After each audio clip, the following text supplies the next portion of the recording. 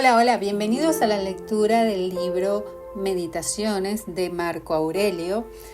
Hoy vamos a dar inicio a la lectura del libro 1. Recuerden que Meditaciones está compuesto de 12 libros.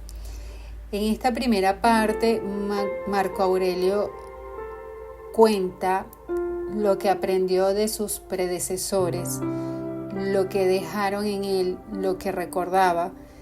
Y esto va desde su círculo más íntimo, como su madre, su abuelo. También llega a mencionar a sus maestros, preceptores y todas estas personas que en su vida para él fueron importantes. Comenzamos. De mi abuelo Vero, el buen carácter y la serenidad. De la reputación y memoria legadas por mi progenitor, el carácter discreto y viril. De mi madre, el respeto a los dioses, la generosidad y la abstención no solo de obrar mal, sino incluso de incurrir en semejante pensamiento. Más todavía, la frugalidad en el régimen de vida y el alejamiento del modo de vivir propio de los ricos. De mi bisabuelo, el no haber frecuentado las escuelas públicas y haberme servido de buenos maestros en casa, y el haber comprendido que para tales fines es preciso gastar con largueza. De mi preceptor, el no haber sido de la facción de los verdes ni de los azules, ni partidario de los parmularios, ni de los escutarios. El soportar las fatigas y tener pocas necesidades, el trabajo con esfuerzo personal y la abstención de excesivas tareas y la desfavorable acogida de la calumnia. De Diogneto, el evitar inútiles ocupaciones y la desconfianza en lo que cuentan los que hacen prodigios y hechiceros acerca de encantamientos y conjuración de espíritus y de otras prácticas semejantes, y el no dedicarme a la cría de codornices ni sentir pasión por esas cosas, el soportar la conversación franca y familiarizarme con la filosofía, y el haber escuchado primero a Baquio, luego a Tandasis y Marciano, haber escrito diálogos en la niñez y haber deseado el catre cubierto de piel de animal y todas las demás prácticas vinculadas a la formación helénica. De Rústico, el haber concebido la idea de la necesidad de enderezar y cuidar mi carácter, el no haberme desviado a la emulación sofística, ni escribir tratados teóricos, ni recitar discursillos de exhortación, ni hacerme pasar por persona ascética o filántropo, con vistosos alardes, y el haberme apartado de la retórica, de la poética y del refinamiento cortesano, y el no pasear con la toga por casa, ni hacer otras cosas semejantes. También el escribir las cartas de modo sencillo, como aquella que escribió él mismo desde Sinuesa. A mi madre, el estar dispuesto a aceptar con indulgencia la llamada y la reconciliación con los que nos han ofendido y molestado, tan pronto como quieran retractarse. La lectura con precisión, sin contentarme con unas consideraciones globales, y el no dar mi asentimiento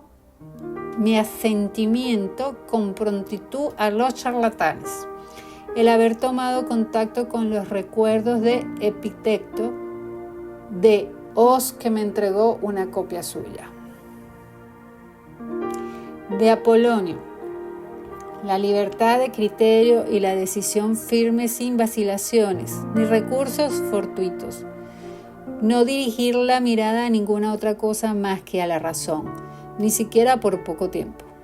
El ser siempre inalterable en los agudos dolores, en la pérdida de un hijo, en las enfermedades prolongadas, el haber visto claramente en un modelo vivo que la misma persona puede ser muy rigurosa y al mismo tiempo desenfadada, el no mostrar un carácter irascible en las explicaciones, el haber visto a un hombre que claramente consideraba como las más ínfimas de sus cualidades la experiencia y la diligencia en transmitir las explicaciones teóricas, el haber aprendido cómo hay que aceptar los aparentes favores de los amigos sin dejarse sobornar por ellos ni rechazarlos sin tacto.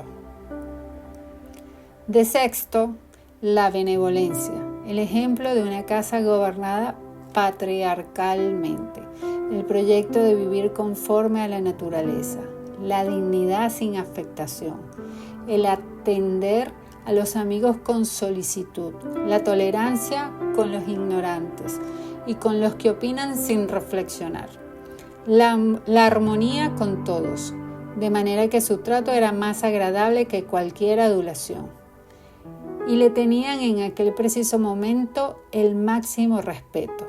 La capacidad de descubrir con método inductivo y ordenado los principios necesarios para la vida. El no haber dado nunca la impresión de cólera ni de ninguna otra pasión. Antes bien, el ser el menos afectado por las pasiones y a la vez el que ama más entrañablemente a los hombres. El elogio sin estridencias, el saber polifacético, polifacecito, sin alardes.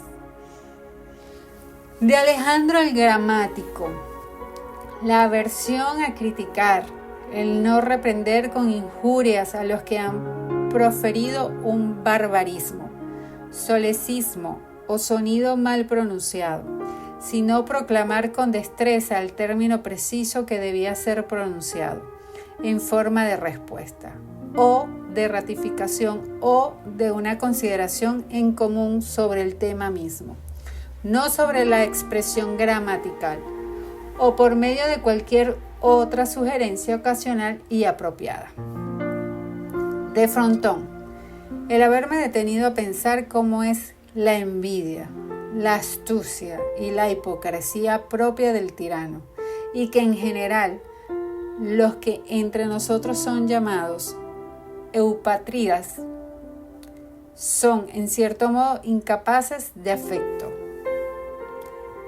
Eupátridas son en cierto modo incapaces de afecto. De Alejandro el Platónico, el no decir a alguien muchas veces sí y sin necesidad, o escribirle por carta, estoy ocupado, y no rechazar de este modo sistemáticamente las obligaciones que imponen las relaciones sociales, pretextando excesivas ocupaciones. De Catulo, el no dar poca importancia a la queja de un amigo, aunque casualmente fuera infundada, sino intentar consolidar la relación habitual. El elogio cordial a los maestros, como se recuerda que lo hacía Domicio y Atenódoto, el amor verdadero por los hijos. De mi hermano Severo, el amor a la familia, a la verdad y a la justicia, el haber conocido, gracias a él, a Traseas, el Vidio Catón Dion Bruto, el haber concebido la idea de una constitución basada en la igualdad ante la ley, regida por la equidad y la libertad de expresión igual para todos, y de una realeza que honra y respeta, por encima de todo, la libertad de sus súbditos. De él también la uniformidad y constante aplicación al servicio de la filosofía, la beneficencia y generosidad constante, el optimismo y la confianza en la amistad de los amigos, ningún disimulo para con los que merecían su censura, el no requerir que sus amigos conjeturaran qué quería o qué no quería, pues estaba claro. De Máximo: el dominio de sí mismo y no dejarse arrastrar por nada. El buen ánimo en todas las circunstancias y especialmente en las enfermedades. La moderación de carácter dulce y a la vez grave. La ejecución sin refunfuñar de las tareas propuestas. La confianza de todos en él, porque sus palabras respondían a sus pensamientos y en sus actuaciones procedía sin mala fe.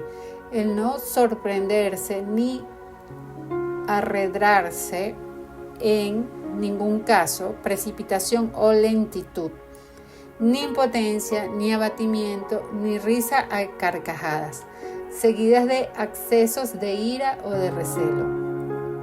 La beneficencia, el perdón y la sinceridad, el dar la impresión de hombre recto e inflexible, más bien que corregido, que nadie se creyera menospreciado por él, ni sospechara que se consideraba superior a él.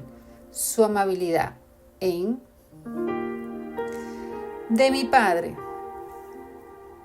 la mansedumbre y la firmeza serena en las decisiones profundamente examinadas, el no vanagloriarse con los honores aparentes, el amor al trabajo y a la perseverancia, el estar dispuesto a escuchar a los que podían hacer una contribución útil a la comunidad, el distribuir sin vacilaciones a cada uno según su mérito, la experiencia para distinguir cuando es necesario un esfuerzo sin desmayo y cuando hay que relajarse, el saber poner fin a las relaciones amorosas con los adolescentes, la sociabilidad y el consentir a los amigos que no asistieran siempre a sus comidas y que no le acompañaran necesariamente en sus desplazamientos.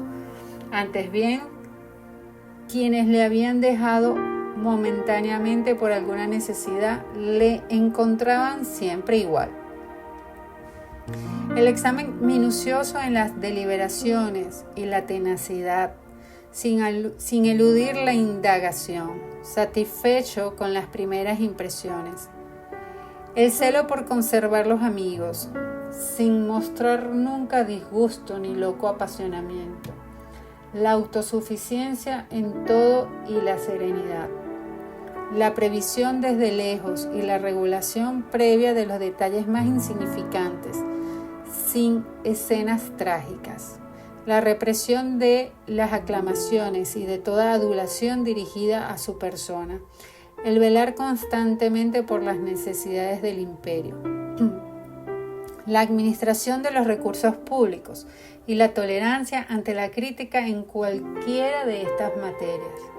Ningún temor supersticioso respecto a los dioses, ni disposición para captar el favor de los hombres mediante agasajos o lisonjas al pueblo.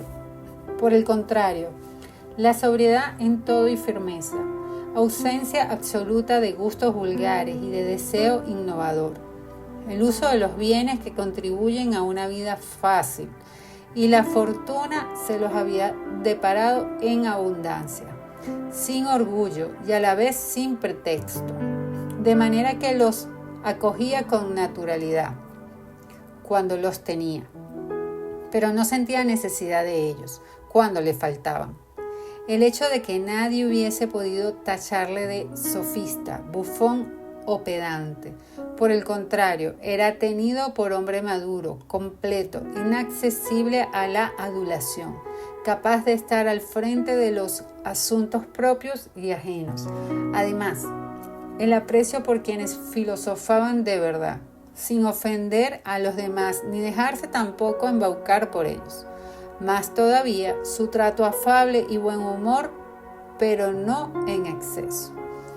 El cuidado moderado del propio cuerpo, no como quien ama la vida, ni con coquetería, ni tampoco negligentemente, sino de manera que, gracias a su cuidado personal, en contadísimas ocasiones tuvo necesidad de asistencia médica, de fármacos o emplastos, y especialmente su complacencia, exenta de envidia, en los que poseían alguna facultad, por ejemplo, la facilidad de expresión, el conocimiento de la historia de las leyes, de las costumbres o de cualquier otra materia, su ahínco en ayudarles para que cada uno consiguiera los honores acordes a su peculiar excelencia, procediendo en todo según las tradiciones ancestrales, pero procuraron no hacer ostentación ni siquiera de esto,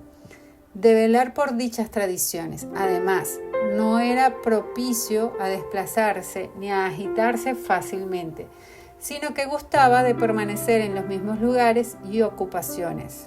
E inmediatamente, después de los agudos dolores de cabeza, rejuvenecido y en plenas facultades, se entregaba a las tareas habituales. El no tener muchos secretos, sino muy pocos, excepcionalmente, y solo sobre asuntos de Estado. Su sagacidad y mesura en la celebración de fiestas, en la construcción de obras públicas, en las asignaciones y en otras cosas semejantes, es propia de una persona que mira exclusivamente lo que debe hacerse, sin tener en cuenta la aprobación popular a las obras realizadas, ni baños a destiempos, ni amor a la construcción de casas, ni preocupación por las comidas, ni por las telas, ni por el color de los vestidos, ni por el buen aspecto de sus servidores. El vestido que llevaba procedía de su casa de campo en Lorio, y la mayoría de sus enseres de la que tenía en Lanubio. ¿Cómo trato al recaudador de impuestos en Túsculo, que le hacía reclamaciones? Y todo su carácter era así. No fue ni cruel, ni hosco, ni duro, de manera que jamás se habría podido decir de él, ya suda, sino que todo lo había calculado con exactitud, como si le sobrara tiempo, sin turbación, sin desorden, con firmeza, concentradamente, y encajaría bien en él lo que se recuerda de Sócrates, que era capaz de abstenerse y disfrutar de aquellos bienes cuya privación debilita a la mayor parte, mientras que su disfrute les hace abandonarse a ellos, su vigor físico y su resistencia, y a la sobriedad en ambos casos. Son propiedades de un hombre que tiene un alma equilibrada e invencible, como mostró durante la enfermedad que lo llevó a la muerte. El padre murió muy joven, según cuenta la historia, y lo crió su abuelo.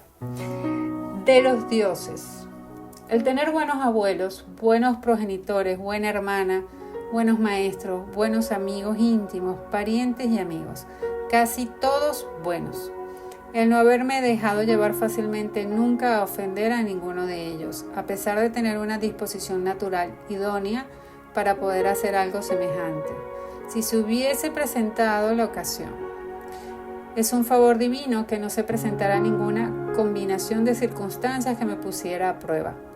El no haber sido educado largo tiempo junto a la concubina de mi abuelo, el haber conservado la flor de mi juventud y el no haberme demostrado antes de tiempo mi virilidad, sino incluso haberlo demorado por algún tiempo.